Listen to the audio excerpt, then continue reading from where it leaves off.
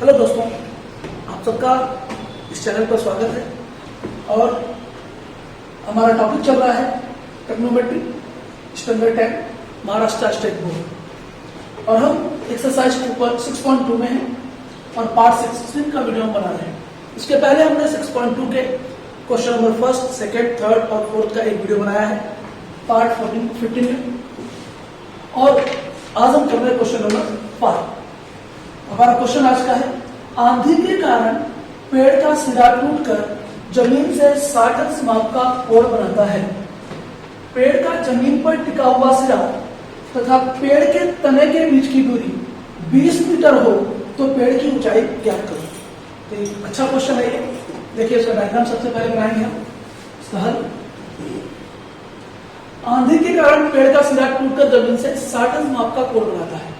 तो भाई पहले ये कोई पेड़ था, मान लिया जाए ये भी एक पेड़ है। आंधी के कारण पेड़ का सिरा टूट गया, यहां से सिरे से टूटा, यानी कि कहीं से तो टूटा होगा, चलिए यहां से टूट गया ये, या यहां से टूट गया, बिंदु सी से यह पेड़ टूट गया यहां से, और ये टूट करके ये जो सिरे वाला भाग है जमीन पर गिर गया, ऐसे या ऐसे गिर गया।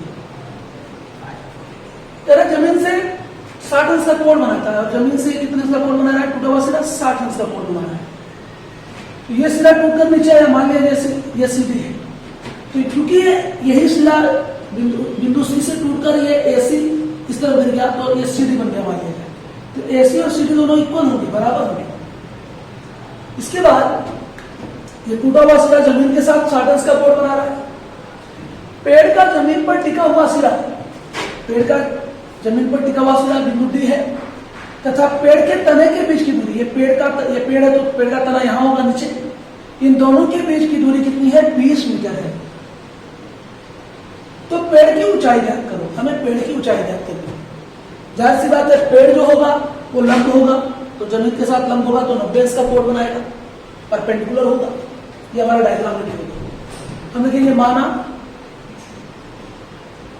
रेख AB यह पेड़ की ऊंचाई दर्शाता है, या पेड़ की ऊंचाई है, ऊंचाई है या ऊंचाई दर्शाता है। बिंदु सी से पेड़ टूटकर जमीन के बिंदु डी पर, जमीन के बिंदु डी पर कोण CDB बराबर 60 अंश का कोण बनाता है, कोण बनाता है। चूंकि AC और CD दोनों क्या होंगे? बराबर होंगे, क्योंकि यहां से पेड़ टूट करके यह सीधा जमीन पे गिरा, हमने उसकी बिंदु डी नाम दे दिया, इसलिए AC और CD क्या होगा? बराबर होगा। तो चलो इसे मान लेते हैं X, तो मान लिया, माना ये दोनों x है, और हम BC को क्या मान लेते हैं? y मीटर, ये हमने मान लिया इसको, ये y मीटर है। हमें ज्ञात करना है पेड़ की ऊंचाई। जाहिर सी बात है, हमें AC और BC दोनों ज्ञात करना होगा, तो हमें पेड़ की ऊंचाई मिल जाएगा। तो इसके लिए हम सबसे पहले क्या करेंगे? समकोण त्रिभुज CBD में, समकोण त्रिभुज CBD में in right angle triangle CBD, देखिए इसके लिए कोण है 60 अंश का। 60 अंश वाले कोण के लिए BC क्या है? सम्मुख भुजक, और BD क्या है? संलग्न भुजक, opposite side upon adjacent side. ये फार्मूला आप किसके लिए, किस त्रिकोणमितीय अनुपात के लिए यूज करते हैं?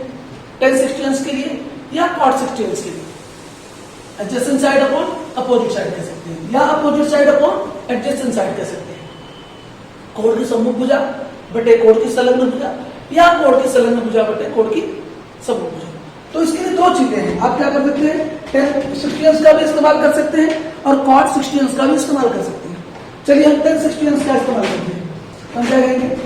tan 60 अंश बराबर, tan 60 अंश बराबर कोण की सम्मुख भुजा BC अपॉन कोण की संलग्न भुजा BD। अब tan 60 अंश त्रिकोणमितीय सारणी में देखेंगे तो उसका मान होता है √3। BC कितना है? y, और BD कितना है? 20। तो इसका इससे गुणा हो जाएगा, तो y इक्वल क्या हो जाएगा 20√3 मीटर। तो ये आ गया आपको y का मान। अगर आप टेक्स्ट बुक में देखिए y का कंडक्टिविटी का मान दिया गया नहीं दिया है फिलहाल, लेकिन हम चाहे तो रख सकते हैं, लेकिन बाद में रखेंगे। तो पहले आ गया हमारा y का मान यानी कि BC मिल गया हमें, BC इक्वल 20√3 मीटर, ये आपका आ गया मान। इसके बाद हम क्या करेंगे, x का मान ज्ञात कर ले। अब इसके लिए देखिए ये 60 है, पहले हमने 10/60 का इस्तेमाल करके हल किया तो BC मिल गया, हमें y का मान मिल गया। अब हमें CD ज्ञात करना है, x ज्ञात करना है। ये कर्ण है तो समूह भुजा बटे कर्ण लीजिए या संलग्न भुजा बटे कर्ण लीजिए। अगर समूह भुजा बटे कर्ण लेंगे तो sin 60 का इस्तेमाल करिए, और अगर संलग्न भुजा बटे कर्ण लेना है तो cos 60 का इस्तेमाल कीजिए। तो चलिए हम sin 60 का इस्तेमाल करते हैं। तो हम कहेंगे क्या, यहां पर sin 60 बराबर समूह भुजा BC बटे कर्ण CD। फिर sin 60 क्या होगा, sin 60 होता है √3/2। तो sin 60 का मान सामने से मालूम होना चाहिए आपको, तो यहां लिख सकते हैं आप कि sin 60 बराबर क्या होता है √3/2 होता है, ये सामने से लिया गया। अब BC देखिए y का मान हमने कितना निकाला है 20√3 निकाला है, हमें CD याद करना है यानी कि x का मान याद करना है। हो गया तुरंत, देखिए इसका इससे मल्टीप्लाई करिए, गुणा करिए तो इतना आ जाएगा, इसका इससे मल्टीप्लाई कर दिए तो 22 का 40 √3 हो गया। √3 से √3 कैंसिल हो जाएगा, x बराबर क्या आ गया 40 मिल गया। तो x का मान मिल गया, तो आपको x भी मिल गया और y भी मिल गया, यानी कि x का मान हो गया। तो हम क्या कहेंगे इसके CD इक्वल AC या AC equal CD, AC equal CD दोनों x था ना, ये आ गया दोनों 40 मीटर, ये आ गया सेकेंड नंबर। अब क्या करेंगे बताइए, हम कहेंगे इसके पेड़ की ऊंचाई आपको क्या करना है, पेड़ की ऊंचाई ज्ञात करो। तो पेड़ की ऊंचाई क्या है, AB है, बराबर क्या हो जाएगा AC प्लस BC, क्यों A dash C dash collinear point से एक रेखीय बिंदु है। अब क्या करेंगे, AB बराबर AC का मान कितना आया बताइए 40 मीटर, और प्लस BC का मान कितना आया 20√3 मीटर। √3 का मान नहीं दिया इसलिए आंसर यहाँ पे खत्म हो जाएगा। इसलिए पेड़ की ऊंचाई, या आंसर आपको लिख देंगे पेड़ की ऊंचाई कितनी है 40 + 20√3 मीटर है। तो बहुत ही सिंपल क्वेश्चन था। अब इसके बाद हम करेंगे क्वेश्चन नंबर 6। तो अच्छी तरह से आप स्क्रीनशॉट ले सकते हैं। अब हम आएंगे क्वेश्चन नंबर 6। सो अब हम कर रहे हैं एक्सरसाइज 6.2 का क्वेश्चन नंबर 6, जो कि इसका लास्ट क्वेश्चन है।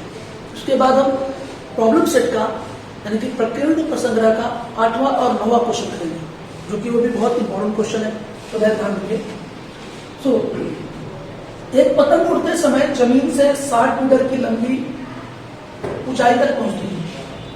मतलब एक पतंग उड़ रही है, अगर देखिए मैं इसका डायग्राम बना रहा हूं, तो जमीन से 60 मीटर की ऊंचाई तक पहुंचती है। ठीक है, जमीन है, जमीन से 60 मीटर की ऊंचाई पर वो पतंग उड़ रही है। चलिए पतंग की स्थिति मान लिया जाए, ये है, ये पतंग है, यहां पर पतंग है और ये पतंग उड़ रही है। ठीक है, तो पतंग जो है जमीन से 60 मीटर की ऊंचाई पर है। अब ध्यान देना क्या कह रहा है प्रश्न में आगे, पतंग के धागे का एक सिरा, भाई पतंग में चलिए धागा लगा हुआ, चलिए मैं मान लेता हूं ये धागा है, पतंग का धागा है। पतंग के धागे का एक सिरा जमीन पर बांधने पर, भाई एक सिरा जमीन पर बांध दिया, यहां जमीन तथा धागे के बीच, भाई जमीन की भी ये जो है जमीन है और ये धागा है, भाई धागा लहरा के चलता है। ये मान के प्रश्न बनाया कि धागा सीधा ही होगा, तो जमीन तथा धागे के बीच 60 अंश माप का कोण बनता है। ये धागा है और ये जमीन है, इन दोनों के बीच 60 अंश माप का कोण बनता है। धागा एकदम सीधा होगा, यह मानकर धागे की लंबाई ज्ञात करें। तो ये धागा है जो कि एकदम सीधा है, हमें ये मान करके धागे की लंबाई ज्ञात करें। तो जमीन से 60 मीटर की ऊंचाई पर पतंग उड़ रही है और ये धागा है, चलो AB की ऊंचाई पर पतंग उड़ रही है और AC धागे की लंबाई, हमें धागे की लंबाई ज्ञात करनी है। तो चलो मान लिया जाए धागे की लंबाई x मीटर है, हमें यही ज्ञात करना है इस प्रश्न में। तो बहुत ही आसान डायग्राम है, आसानी से किया जा सकता है। तो माना रेख AB की ऊंचाई पर बिंदु सी बिंदु ए पर पतंग स्थित है, पर पतंग स्थित है या पतंग की स्थिति है ये, ठीक है।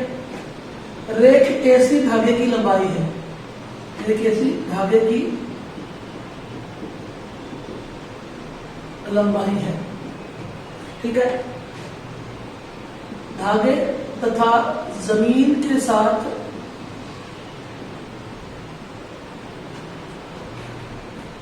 कोण ACB बराबर 60 अंश बनता है, ठीक है। ये लिख लिया हमने, माना धागे की लंबाई को x मीटर मान लिया, AC बराबर x मीटर, ऐसा हमने मान लिया।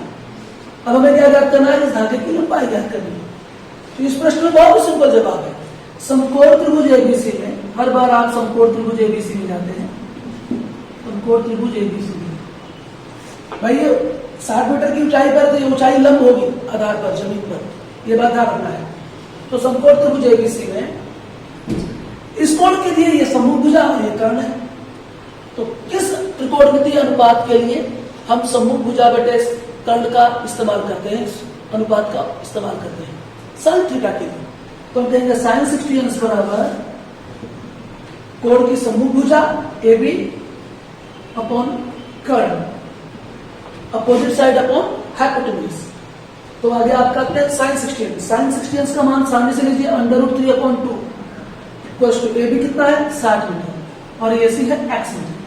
यहां से आप लिख सकते हैं कि sin 60 अंश का मान हमने सामने से लिया √3/2।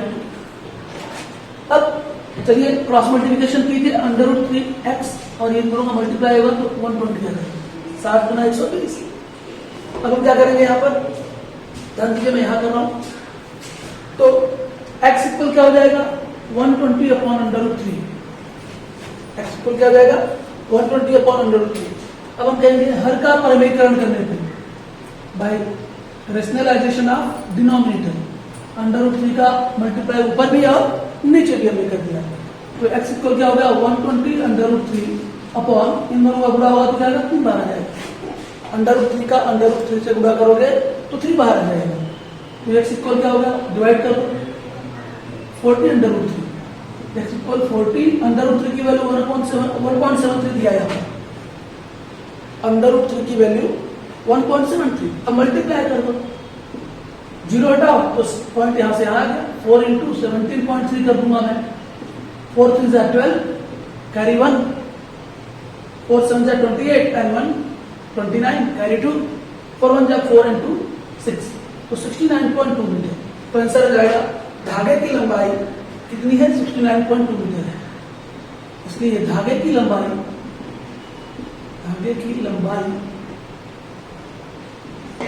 69.2 मीटर है। तो इस तरह से 6.2 हमारा क्या होता है, कंप्लीट होता है।